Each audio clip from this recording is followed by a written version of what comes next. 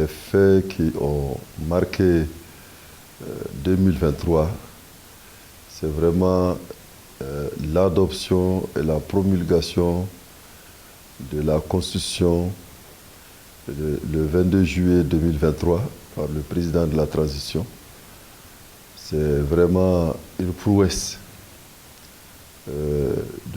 Deuxièmement, le fait qui m'a marqué, c'est l'entrée de nos forces armées et de sécurité à Kidal, après 12 ans d'absence. C'est l'occasion pour moi de féliciter le président de la transition, chef de l'État, son Excellence Assimi Goïta, tout le gouvernement, tout le peuple malien pour sa résilience pendant cette année 2023. 2023 est presque à terme. Et vous me donnez aussi l'occasion, au-delà de ce que je viens de déclarer, de souhaiter bonne et heureuse année à toute la population malienne en général et l'ADP Maliba.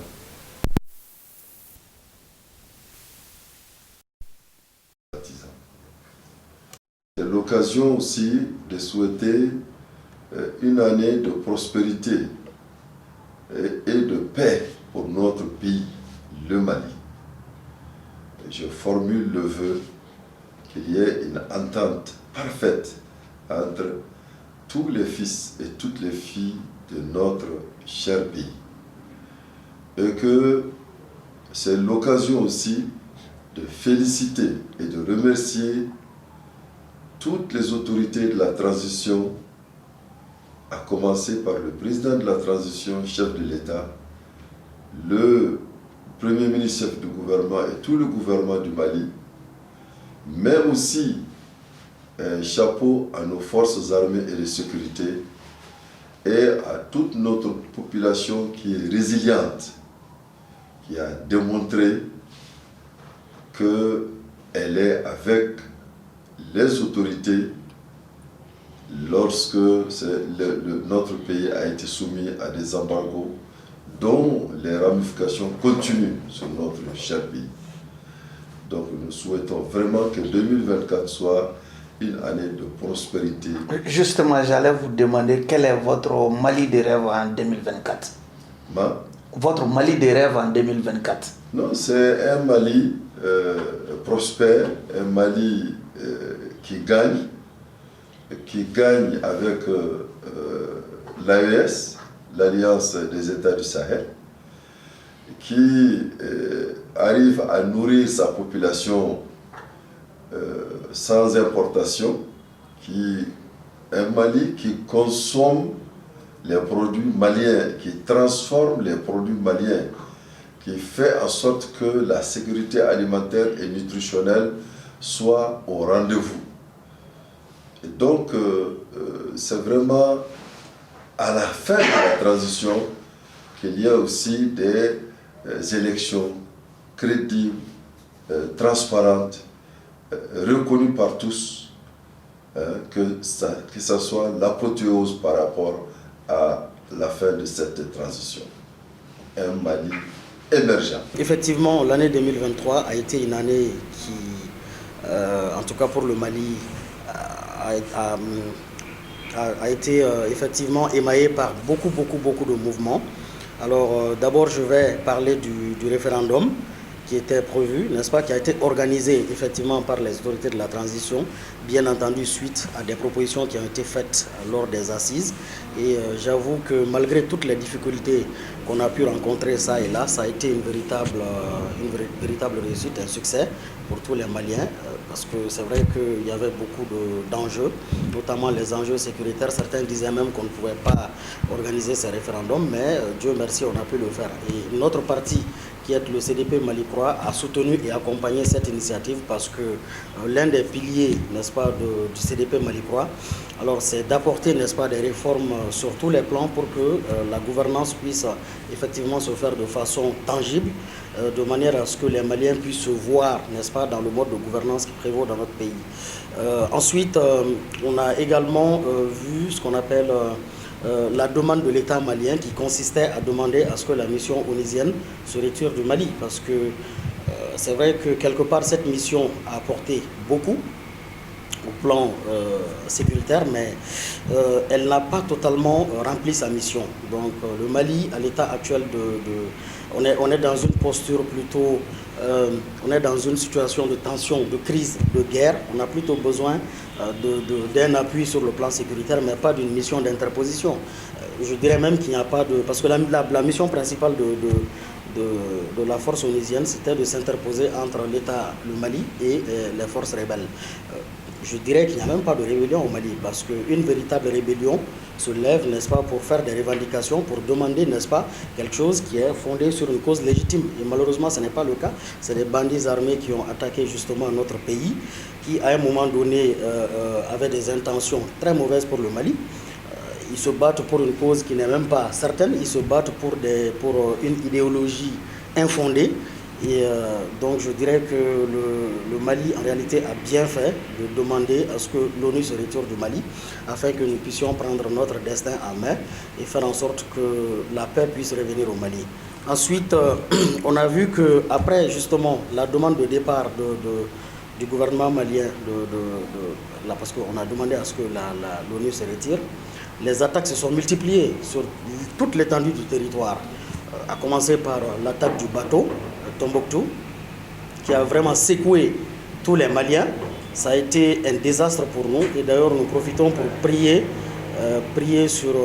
pour le repos éternel de l'âme de nos disparus, toutes les victimes civiles et militaires qui franchement n'ont rien fait, mais qui à un moment donné se sont retrouvés au mauvais endroit et au mauvais moment.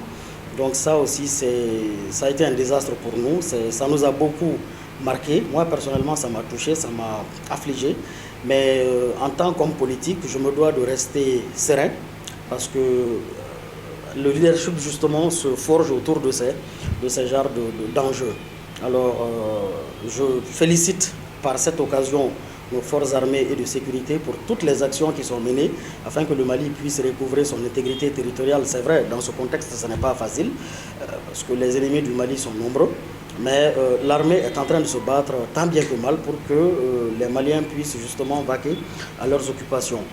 Ensuite, on a vu également la dénonciation des accords de défense. Le Mali avait bien intérêt à faire cela parce qu'une coopération, normalement entre États, doit être fondée sur le principe qui consiste à dire que chaque État va gagner quelque chose, n'est-ce pas, d'une part comme d'une autre.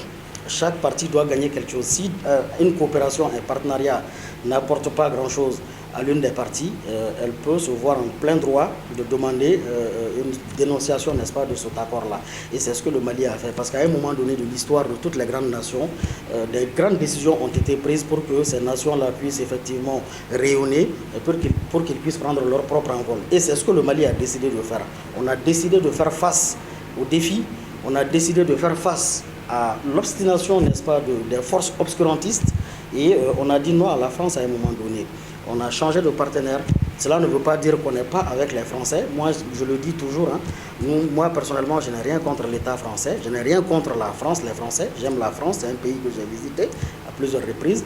Et donc, mais en réalité, nous sommes dans un contexte qui nous amène à défendre les intérêts de notre pays. Si la coopération avec la France n'apporte pas ce que les Maliens veulent au Mali, à un moment donné, on est obligé, n'est-ce pas, de nous tourner vers d'autres partenaires qui en réalité sont francs et peuvent nous apporter quelque chose sur bien des plans. Et en réalité, c'est ce qui s'est passé. Nous sommes au sein d'une nouvelle année, c'est-à-dire 2024. Selon vous, quels sont les défis majeurs qui se dressent devant notre peuple durant cette nouvelle année qui commence? Il y a beaucoup de défis qui se projettent. Je vois déjà tous les acquis qu'on a pu voir, n'est-ce pas, courant 2023. Il s'agit, n'est-ce pas, de consolider ces acquis. Parce que vous avez vu l'entrée triomphale nos forces armées et de sécurité à Kidal. Ça n'a pas été facile, mais on est parvenu à le faire. On est parvenu à recouvrir l'intégrité territoriale. Maintenant, le défi qui se pose aujourd'hui au peuple malien, c'est d'abord la résilience, ensuite l'union sacrée autour de nos autorités et autour de nos forces de défense et de sécurité. Parce qu'il faut faire en sorte de consolider ce acquis-là. Maintenant, ensuite, il y a également les défis qui consistent à organiser les élections présidentielles et les élections législatives à venir. Ça aussi, c'est une question qui doit être mise sur la table. Ça doit se discuter. C'est vrai que le gouvernement a d'ailleurs a fait une annonce qui consiste à dire qu'il y aura un léger report quant à l'organisation des élections présidentielles. C'est peut-être de bonne guerre, mais je trouve quand même que c'est également une question qu'on doit mettre sur la table et en discuter sérieusement. Donc le gouvernement doit essayer de faire un rapprochement avec les différents acteurs, les partis politiques et la société civile, afin de trouver une solution qui peut arranger éventuellement toutes les parties. Mais il faut que l'on sache qu'il n'est peut-être pas opportun d'appuyer de manière forte sur le bouton, parce que organiser des élections, c'est vrai, nous sommes tous des démocrates, on souhaite aller vers des élections, mais il faut que toutes les conditions quand même soient réunies pour que ces élections-là soient des élections libres et transparentes et des élections qui ne seront pas contestées, parce qu'il faut aussi craindre ce qu'on appelle les violences post-électorales. Ça, c'est des situations qu'on a vues un peu partout dans le monde, et c'est pourquoi le Mali doit tout faire, parce que nous sommes dans une situation très très fragile. Il ne faut pas que l'on soit amené sur un champ qui pourrait amener peut-être le pays à connaître une situation de crise post-électorale. Ça, je ne le souhaite vraiment pas pour mon pays. Et à cet effet, l'appel que je lance à l'ensemble des partis politiques, c'est de s'unir, qu'on arrête les divisions inutiles, qu'on essaye d'aller vers ce qu'on appelle la défense, n'est-ce pas, des intérêts des Maliens. Il ne faut pas que les gens viennent avec des agendas personnels. Parce que le Mali est un pays qui a assez souffert. Il faut qu'on pense aux pauvres Maliens qui est à Diafarabé, qui n'a même pas accès à de l'eau potable. Il faut qu'on pense à la femme enceinte qui, pour accoucher, est obligée de faire des kilomètres pour aller justement pour aller dans un centre de santé. Il faut qu'on pense à tous ces Maliens-là qui souffrent, qu'on arrête les luttes, n'est-ce pas, d'ego, qu'on arrête justement de défendre des intérêts personnels égoïstes qui n'apportent rien au pays et qui, à un moment donné, vont faire que le Mali va disparaître. Ça, on ne le souhaite pas. Ces jeunes qui sont venus ont tout fait pour que le Mali puisse se réarmer, avoir une armée équipée, une armée professionnelle, une armée républicaine. Mais les autres défis, il faut qu'on les accompagne pour que ces défis-là, on puisse les relever et enfin aller vers ce qu'on appelle des élections libres et transparentes pour que le Mali puisse enfin rayonner par-dessus toutes les autres nations. Un vœu particulier au Mali? Le vœu que je souhaite, en tout cas, c'est un vœu ardent, c'est mes vœux de bonheur, de paix, de succès, de longévité. Je prie Allah subhanahu wa ta'ala, Allah le Tout-Puissant, Allah qui donne tout, pour que le Mali puisse enfin avoir la paix, pour que nous puissions amorcer les véritables questions de développement. Parce que, comme je l'ai dit, ce pays a assez souffert, mais il faut reconnaître que le peuple malien aussi a montré sa résilience, le peuple malien a montré sa patience, le peuple malien a montré aussi que, pour tout ce qui concerne les véritables questions de développement, pour tout ce qui concerne l'accompagnement, n'est-ce pas, de l'État afin que nous puissions sortir de cette crise, le peuple malien est allé dans ce sens-là. Donc il faut enfin que ce peuple-là puisse connaître le bonheur. Je souhaite que 2024 soit un déclic pour que nous puissions aller vers un véritable bonheur et que le Mali soit réellement un État indépendant et qu'ensemble, au coude à coude, on puisse amorcer les questions de développement pour que notre pays soit au-dessus de toutes les autres nations. Ils sont nombreux. Sur le plan politique quand même, bien que c'est très difficile.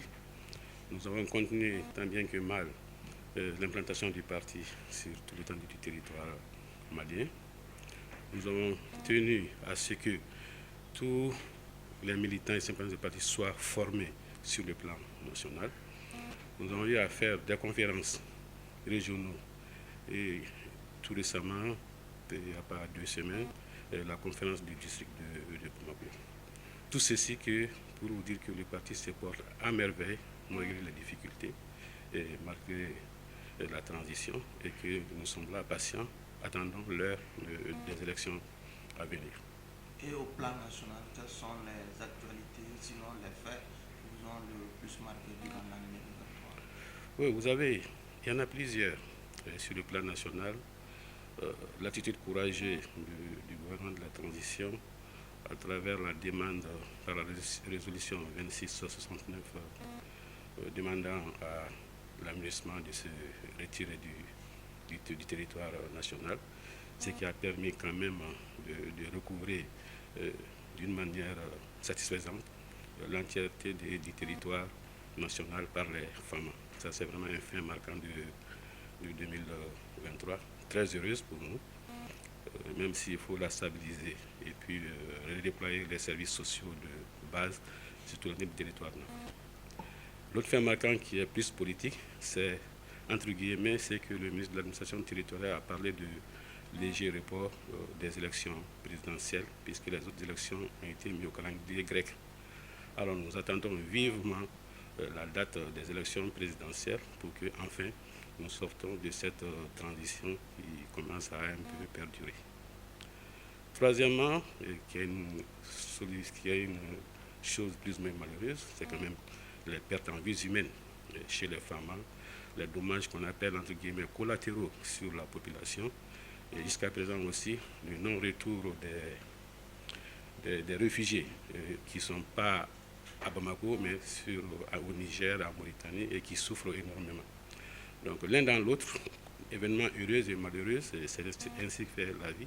Mais nous allons espérer que l'année qui s'achève restera avec les événements malheureux et que l'année qui vient, qui va commencer bientôt, sera une année encore plus meilleure que l'année passée. Justement, en 2024, quel est votre Mali de rêve en 2024? Quels sont les principaux défis qui se dressent à notre pays en 2024 à votre entendement? À mon entendement, le Mali a plusieurs défis.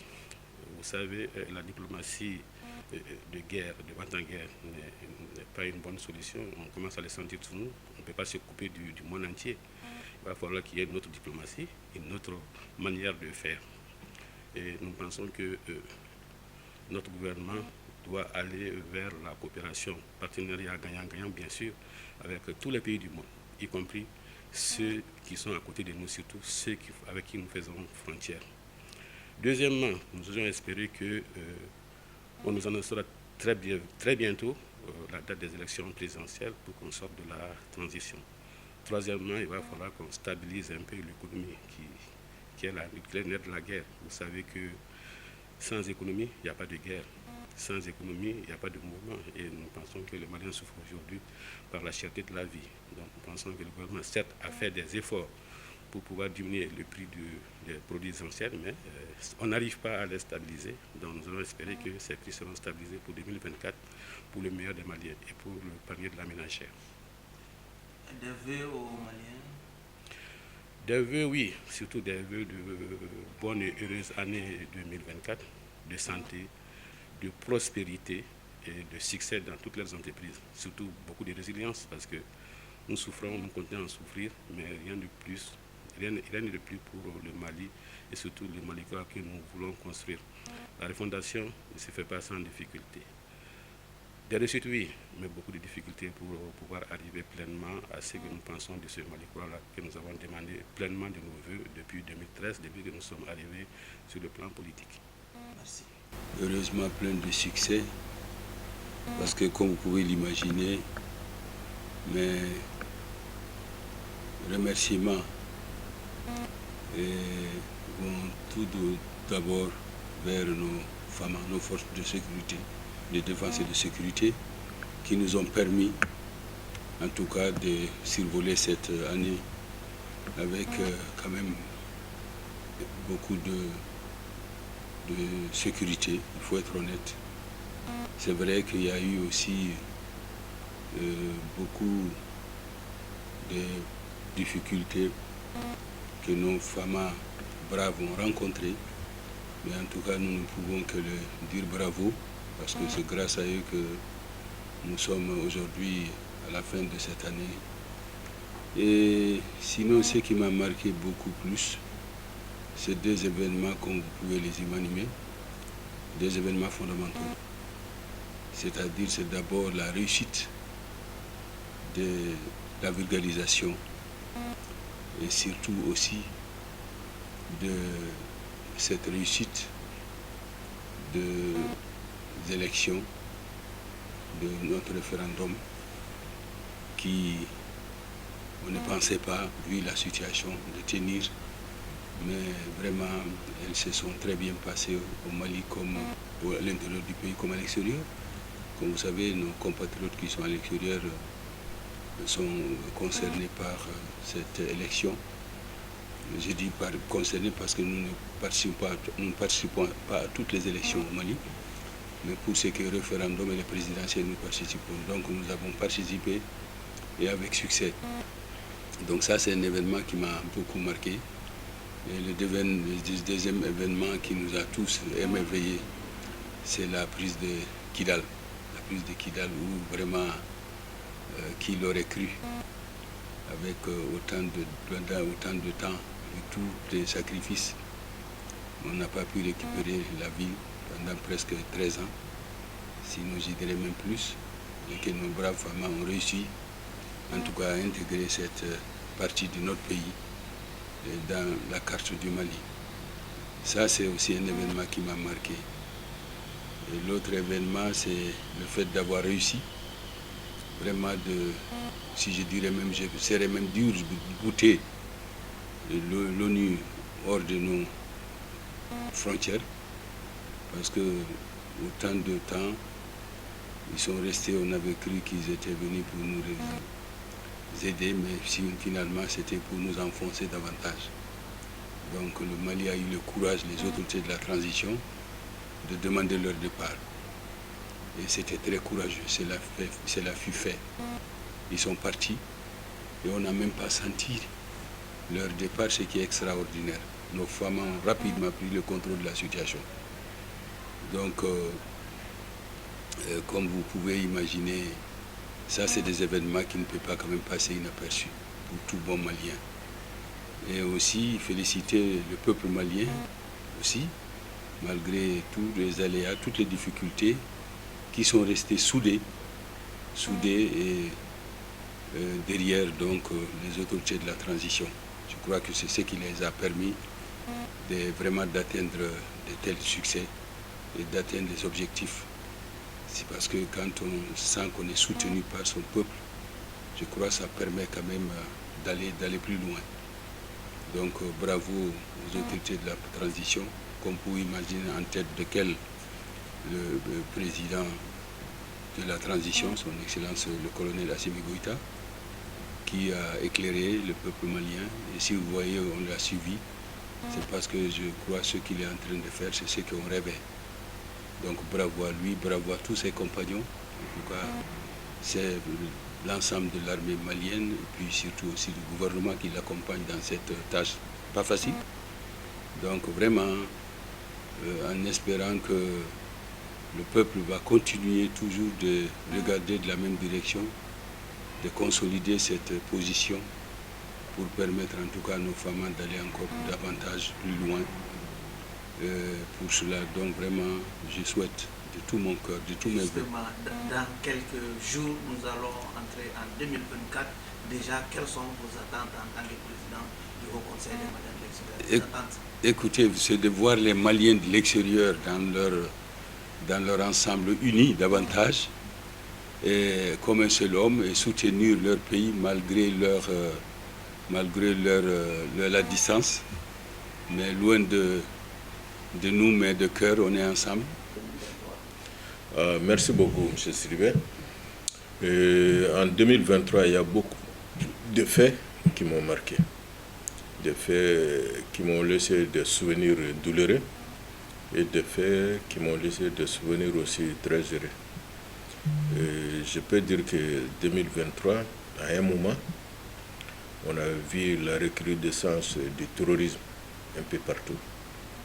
Mais heureusement que nous avons pu nous ressaisir et nos autorités ont pu demander le départ de la MINUSMA. Et dès cet instant, on a pu commencer à mieux respirer. Les faits qui ont vraiment rempli nos cœurs de joie fut le retour de Kidal. Et je pense que chaque Malien, ce jour-là, a eu une pensée pour nos soldats, surtout pour Badr et ses compagnons, qui ont été lâchement assassinés à Guelok. Sans oublier aussi nos préfets qui ont été de même égorgés lâchement à Kidal. Donc on peut dire qu'on a eu les deux sentiments de joie et de douleur en 2023. Et que les Maliens ont pu avoir une nouvelle constitution fut un fait majeur. Et je profite de l'occasion pour saluer tous ceux qui se sont engagés pour l'adoption de cette constitution et surtout mes compagnons du Kourima, je ne peux pas les oublier. Ils ont mouillé les maillots pour ça, il faut le reconnaître. Et je remercie aussi les hommes des médias, tels que vous-même, vous avez organisé beaucoup de débats autour de ça. Et c'est grâce à tous ces efforts-là qu'on a pu avoir cette nouvelle constitution qui est en train de poser maintenant les jalons de la refondation du Mali. Et je pense que 2023, on peut dire en termes de bilan final que ce fut un bilan positif. 2024, quelques jours nous allons y être déjà. Quel est votre Mali de rêve en 2024, votre Mali de rêve en 2024? Mon Mali de rêve, c'est un Mali émergent. Et pour qu'on puisse voir ce Mali émergent, il faut qu'on puisse se mettre au travail, qu'on ne traîne pas. Parce que je suis sûr que l'Alliance des États du Sahel qu'on vient de créer, que les Burkinabés ne vont pas traîner. Nous savons comment ils sont durs dans la labeur. Et c'est sûr que les Nigériens aussi ne vont pas traîner. Et je souhaite que les Maliens ne passent pas trop de temps à bavarder, qu'on se mette au travail et qu'on essaie de créer de la valeur. Parce qu'il faut reconnaître que ces 2 dernières années, l'économie a été négligée. Et vous avez vu même récemment quand la balance de nos comptes extérieurs, comme on donne toujours un an après, donc c'était le balance de 2022 qu'on a vu. Mais ça, on peut avoir des explications parce qu'on avait eu l'envahissement des insectes, les jacènes, qui avaient décimé nos récoltes de coton. Mais en 2024, il faut que tout le monde se mette au travail, que le gouvernement puisse trouver des facilités, surtout pour les jeunes, parce que ce n'est pas l'État qui va engager tout le monde. L'État n'est pas l'employeur qu'il faut, ce sont les privés. Donc on doit créer les conditions optimales pour que nos privés puissent avoir accès au crédit facile, surtout les jeunes qui veulent créer leur entreprise pour qu'ils puissent avoir accès à des crédits faciles afin de concurrencer les pays qui nous fournissent en denrées alimentaires ou en produits manufacturés. Comme vous le savez, le Mali est un gros importateur. Et quand on voit un pays qui est un gros importateur, ça veut dire que ce pays aura toujours des soucis avec ses balances de paiement. Donc je prie le bon Dieu pour que le Mali soit un pays émergent à partir de 2024. Mais c'est là, au sein de l'AES. Et pour que cela soit, je prie de tous mes vœux pour que le Mali puisse se ressaisir et retirer sa banque centrale de la BCEAO et créer sa propre banque centrale. Parce qu'on ne peut pas avoir une politique monétaire si on n'a pas sa propre banque centrale. Donc ça, ce sont mes vœux pour 2024. À la diaspora malienne et aussi à la population malienne de comprendre qu'il y a une autre façon de communiquer. Vos débats et les informations passées ont permis à la construction d'une nouvelle vision qui résulte aujourd'hui d'une nouvelle nation que nous voulons tous, que nous appelons tous Malikura. Effectivement, nous venons de passer une année assez difficile, une année assez mouvementée, une année durant laquelle nous avons pu émerger notre vision de Nouvelle Mali, une année dans laquelle nous avons retrouvé notre souveraineté, je dirais. C'est vrai que nous avons dit qu'on a été toujours souverain, mais c'est dans cette année que nous avons pu mettre fin à ces accords léonais qui nous liaient à la puissance coloniale. C'est cette année que nous avons pu dire à la communauté internationale qui était représentée par la MINUSMA qui était composé de 32 nationalités, et 26 000 soldats, et une mission qui coûte 2 millions de dollars par jour pour le contribuable de la communauté internationale, malheureusement sans aucun résultat. C'est une année où une décision a été prise pour le dire, vous pouvez partir, on pourra nous-mêmes sécuriser et notre territoire et la population malienne. C'est une année également qui a eu un événement tant attendu, qui a surpris plus d'un, y compris la communauté internationale, que les Maliens est capable de s'assumer, les Maliens est capable de sécuriser son pays, les Maliens est tout simplement un pays qui aspire au bonheur de son peuple, à la sécurité, à la prospérité. C'est une année qui reste inoubliable parce que nous avons pu récupérer Kidal, qui était la justification de tout ce que la communauté internationale avait planifié pour le Mali, je dirais même contre le Mali. En fait, c'était leurs intérêts qui étaient plutôt protégés que les intérêts maliens. Sinon, pourquoi dépenser 7 milliards 200 millions en 11 ans juste en disant que nous allons s'interposer entre ceux qui réclamaient l'indépendance et le gouvernement malien.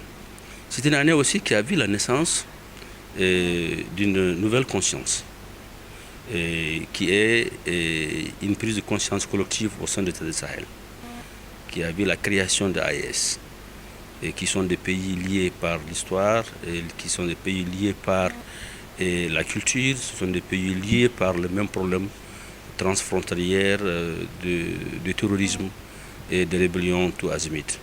Donc la création de l'AES remet en cause totalement tout ce que l'Europe, à travers le colonisateur, a voulu nous imposer depuis 1960. Donc c'est une année qui également nous a permis de comprendre, si on se donne la main, on peut y arriver. C'est une année aussi qui nous a permis de comprendre qu'on peut avoir notre partenaire.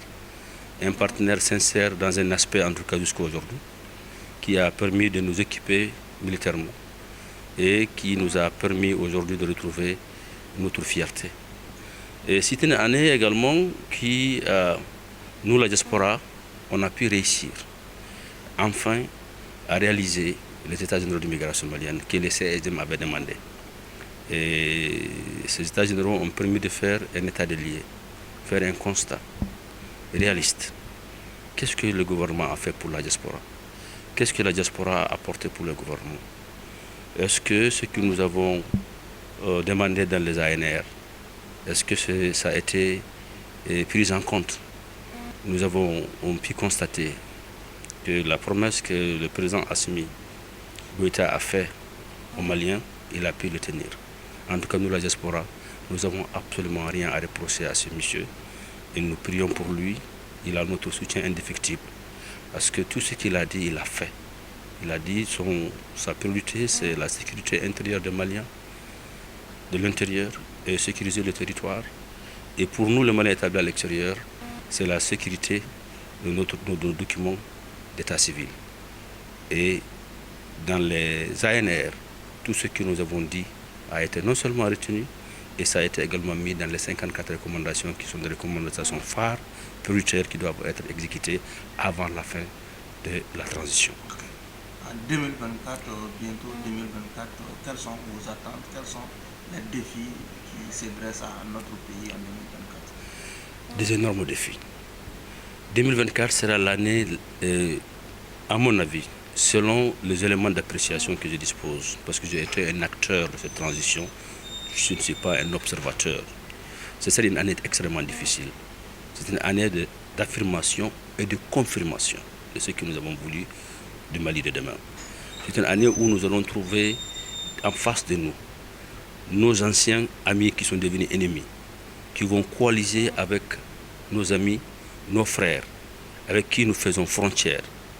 C'est une année où nous allons être en face d'une situation avec la communauté internationale, vis-à-vis de laquelle nous avons pris des engagements à respecter un calendrier, et qui est le mois de mars, les élections. Il vous souviendra que CSM avait fait un courrier pour demander que les élections soient reportées et ajoutées 24 mois après la fin de 18 mois. Donc on sera en face de cette question où ils vont nous demander, vous avez pris un engagement, est-ce que les élections vont se tenir? Ce sera la difficulté en vie. C'est une année où, parmi les projets de AES, une intégration économique, un modèle qui fera comprendre à tous les Africains que la CEDEAO, c'est une organisation qui a failli économiquement, qui a failli sécuritairement, qui a failli financièrement, qui a failli politiquement, qui a failli socialement. Ce n'est pas une organisation de peuple, c'est une organisation de chefs d'État. C'est une année où ils vont essayer de revenir en force pour nous faire de pression, je voulais dire, pression économique, pression diplomatique, pour affaiblir AES, pour décourager. C'est une année aussi où ils vont essayer même d'éliminer certains chefs d'État de AES pour affaiblir AES. Donc c'est une année où les Maliens et les Burkinabés, les Nigériens doivent encore serrer la ceinture, avoir l'espoir. Comprenez, chers frères et sœurs de AES, il n'y a pas de développement sans souffrance. Il n'y a pas de liberté sans sacrifice. Tous ces pays qui sont développés, tu ne trouveras pas un seul pays qui s'est développé par la démocratie. Il y a d'abord eu un dirigeant visionnaire soutenu par son peuple pour poser des bases saines, irréflexibles et qu'on finit par la démocratie. Nous avons essayé de le faire au Mali, ça n'a pas marché. C'est ce qui explique un pays démocratique depuis 30 ans, on a eu 4 ou 5 coups d'État. Donc aujourd'hui, nous allons vers une stabilisation. Donnons-nous la main, serrez la ceinture, continuez à être engagés. L'année 2025 sera l'une des meilleures années. L'année 2025 sera l'une des meilleures années que nous allons vivre et les années qui vont suivre. Donc 2024, je vous souhaite mes vœux les meilleurs, mais surtout je vous exhorte d'attacher encore la ceinture, d'être plus jamais engagé à accompagner la transition, parce que ce serait une année extrêmement difficile, mais après la difficulté, ce serait une aisance, Inch'Allah, à partir de 2025. Donc je vous souhaite bonne et heureuse année 2024. N'oubliez pas ce que je viens de vous dire, ce serait une année difficile, mais Inch'Allah, nous allons la surmonter. Qu'Allah bénisse les Maliens et les Maliens, qu'Allah bénisse AES et sa population. En termes de bilan de l'année 2023, je vais circonscrire mon intervention par rapport à la problématique des droits de l'homme. Il faut reconnaître que ça a été une année éprouvante, avec beaucoup de préoccupations en lien avec les questions des droits de l'homme. Il vous souviendra qu'il y a eu beaucoup de violations des droits de l'homme, des atteintes au droit à la vie, à l'intégrité physique, à la sécurité, et beaucoup de déplacés internes, beaucoup de réfugiés, des écoles fermées, des enfants privés de leurs droits à l'éducation, des droits de la femme qui ont été également attaqués, et la question de l'esclavage également dans la région de Caille. Tout cela constitue des violations et des abus des droits de l'homme. Nos forces de défense et de sécurité ont été victimes également d'exactions graves de la part des terroristes, et toute chose qui est déplorable. En plus de ça, il faut quand même reconnaître des acquis, certains efforts qui ont été fournis par les autorités en termes d'amélioration des droits. Par exemple, la question de l'esclavage, où il y a eu même un procès spécial dédié exclusivement aux infractions en lien avec l'esclavage. Il y a eu des lettres circulaires du ministre de la Justice et des Droits de l'Homme pour inviter les procureurs à mieux réprimer les pratiques esclavagistes. En plus de ça également, la liberté d'expression, la liberté d'opinion et la liberté de penser ont été entamées.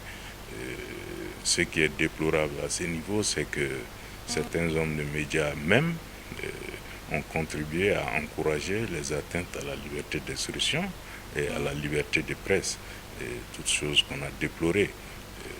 Autre événement majeur, c'est la présentation du rapport annuel de la CNDH au niveau du Conseil national de transition, qui a été suivi de débats très intéressants, des débats passionnants, qui ont quand même permis d'expliciter certains concepts qui étaient méconnus des membres du Conseil national de transition. Dans quelques jours, nous serons en 2024 déjà. Quel est votre Mali de rêve en 2024 en termes de droits de l'homme? Notre Mali de rêve, c'est d'abord jouer notre rôle, c'est-à-dire le rôle de conseil, à travers des recommandations pertinentes que nous faisons aux autorités toujours de façon constante. C'est d'améliorer le respect des droits de l'homme dans notre pays, de veiller au respect de la liberté d'opinion, de la liberté d'expression et de la liberté de presse, qui sont des droits fondamentaux consacrés dans la Constitution du Mali, qui est la loi fondamentale du Mali, et faire en sorte que les forces de défense et de sécurité puissent continuer à assumer leur mission, puissent continuer à lutter efficacement contre le terrorisme, mais dans le respect des droits de l'homme. Du reste, je profite pour les encourager et pour leur souhaiter bonnes et heureuses années, ceux et celles qui sont sur le front, par rapport aux sacrifices qu'ils consentent régulièrement pour la cause de la paix et de la sécurité dans notre pays. Mais il faudrait bien que cette lutte s'efface dans le cadre du respect du droit de la guerre, du droit international humanitaire et des droits de l'homme en gros. Et faire en sorte également que les populations maliennes puissent vivre dans la paix et que les conditions de vie puissent être améliorées. Vous n'êtes pas sans savoir qu'il y a eu beaucoup de difficultés, la cherté de la vie pendant l'année passée. Et nous prions pour que l'année nouvelle puisse connaître des améliorations et que les populations puissent continuer à vivre et bénéficier de meilleures conditions de vie en termes sociaux et économiques. L'année 2023 a été une année très difficile pour le Mali. Une année où on a pu observer le retour de Kidal dans les girons du pays, de la nation. D'abord, je commencerai par ça pour remercier et féliciter les forces armées de sécurité, féliciter le gouvernement, féliciter l'ensemble du peuple malien pour cet effort gigantesque qui a été fait afin de retrouver Kidal. Au-delà de ça, ça a été une année difficile. Tous les partenaires techniques au développement sont partis, malheureusement. Donc le pays se trouve dans une situation financière exceptionnelle, très difficile. Le secteur privé bat les ailes, il faut le reconnaître. Le domaine de l'énergie a des gros soucis. Les Maliens souffrent énormément par rapport à ça. Donc pour résumer de façon générale, mon avis est très mitigé. Une année difficile, une année très difficile qu'il faut souligner. Et puis, il y a eu beaucoup de faits marquants au cours de cette année. Les libertés individuelles sont vraiment très très difficiles aujourd'hui, il faut le reconnaître. Nous demandons au gouvernement de faire des efforts dans ce sens-là. Beaucoup de responsables politiques de la société civile sont aujourd'hui en prison ou sont en exil. Ce n'est pas une très bonne chose pour l'image du pays. Nous souhaiterions que l'année 2024 soit une année où les cœurs se retrouvent, que ce soit une année de réconciliation, une année d'entente, une année de retrouvailles, et une année des élections, pour qu'enfin nous puissions sortir de la transition et retrouver la démocratie, et retrouver un pays de paix, un pays stable. Vous avez des vœux à présenter aux Maliens? Oui. Mes vœux les plus sincères vont au peuple malien. souhaitant que la nouvelle année 2024 soit une année de réconciliation nationale, une année de paix, une année de justice, une année où les Maliens enfin se retrouveront, une année où on pourrait organiser l'élection présidentielle afin de mettre fin à cette période de transition. Une année de joie, une année de fête. Que ça soit aussi une année de relance économique. Donc mon souhait le plus ardent, c'est la paix. Que ça soit une année de paix et de concorde nationale.